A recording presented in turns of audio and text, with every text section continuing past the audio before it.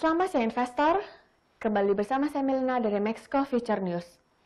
Pada kesempatan kali ini kita akan membahas berita seputar indeks saham, forex dan juga komoditas.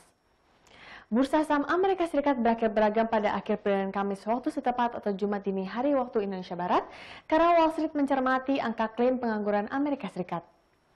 Investor juga terus melihat dampak ekonomi dari lonjakan kasus infeksi COVID-19. Jumat 4 Desember 2020, indeks Dow Jones Industrial Average naik 85,73 poin atau 0,29% menjadi 29.969,52. Sedangkan S&P 500 turun 2,29 poin atau 0,06% menjadi 3.666,72. Sebanyak 6 dari 11 sektor utama S&P 500 menguat dengan sektor energi ditutup naik 1,07% memimpin penguatan. Sedangkan sektor utilitas tergelincir 1,1% kelompok dengan kinerja terburuk. Wall Street terus mengukur dampak ekonomi dari lonjakan infeksi COVID-19 di Amerika Serikat. Indeks komposit Nasdaq naik 27,82 poin atau 0,23% menjadi 12.377,18. Menurut penghitungan oleh Universitas Johns Hopkins Amerika Serikat, telah melaporkan lebih dari 14 juta kasus COVID-19 secara total dengan jumlah kematian akibat penyakit tersebut melebihi 275.000 pada Kamis sore. Kasus infeksi yang melonjak tersebut berdampak pula terhadap tertekannya perekonomian Amerika Serikat. Ketua DPR Amerika Serikat Nancy Pelosi dan pemimpin Senat Demokrat Chuck Schumer menggarisbawahi pentingnya pembicaraan bantuan virus corona dalam sebuah pernyataan bersama. Mereka mencatat bahwa proposal bantuan virus corona yang diumumkan harus digunakan sebagai dasar untuk negosiasi. Dewan Perwakilan Rakyat yang dikendalikan oleh Demokrat pada awal Oktober mengesahkan tagihan bantuan sebesar 2,2 triliun US dollar, namun Senat dari Partai Republik baru-baru ini mendorong paket bantuan hanya sebesar 500 miliar US dollar. Namun pada Selasa waktu setepat atau Rabu dini hari waktu Indonesia Barat, sekelompok anggota parlemen bipartisan mengajukan proposal bantuan senilai sekitar 908 miliar US dollar. Sementara itu, kedua Federal Reserve Amerika Serikat Jerome Powell mengatakan aktivitas ekonomi terus pulih dibandingkan pada kuartal kedua yang tertekan. Kendati demikian, ekonomi Amerika Serikat telah melambat dalam beberapa bulan terakhir. Pembukaan kembali ekonomi menyebabkan rebound yang cepat dalam aktivitas ekonomi pada kuartal ketiga. Powell mengatakan dalam sidang Kongres bahwa dalam beberapa bulan terakhir, laju perbaikan bergerak moderat. Bursa Asia membuka perdagangan akhir pekan ini Jumat 4 Desember 2020 dengan beragam. Investor tengah memperhatikan tren pasar global yang mencemaskan lockdown lebih lanjut di Amerika Serikat seiring dengan penambahan kasus infeksi COVID-19. Berdasarkan data Bloomberg, indeks S&P 500 Futures naik 0,2% di Tokyo setelah melemah 0,1% pada penutupan sebelumnya. Selain itu, indeks Kospi Korea Selatan juga berhasil naik 0,6% dan indeks ISX 200 naik 0,1%. Namun, indeks Topix Jepang justru melemah 0,1%.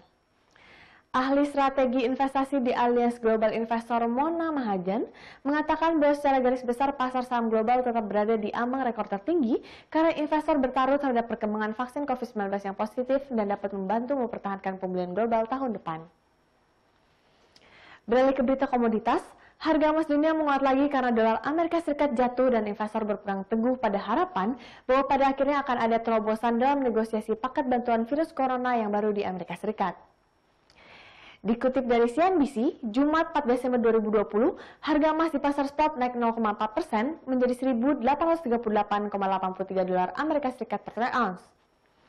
Sementara itu, emas berjangka patokan Amerika Serikat ditutup naik 0,6% menjadi 1.841,10 dolar Amerika Serikat per troy ounce.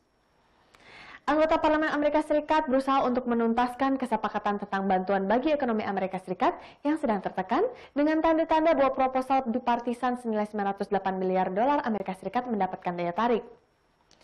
Menurut analis, Joe Biden yang segera memegang kekuasaan di Washington dapat mendorong lebih baik stimulus. Optimisme seputar kesepakatan stimulus dan kemajuan vaksin COVID-19 membuat indeks dolar mendekati level terendah lebih dari 2 tahun, meningkatkan daya tarik emas di antara investor yang memegang mata uang lain. Emas yang dianggap sebagai lindung nilai atau safe haven terhadap inflasi dan penurunan nilai mata uang melambung lebih dari 21% sejauh tahun ini, diuntungkan oleh suku bunga yang mendekati nol dan resiko inflasi yang lebih tinggi dan kemungkinan dihasilkan dari stimulus besar-besaran secara global guna merendahkan pukulan ekonomi dari pandemi. Sedangkan harga minyak pada perdagangan pagi ini Jumat bergerak naik.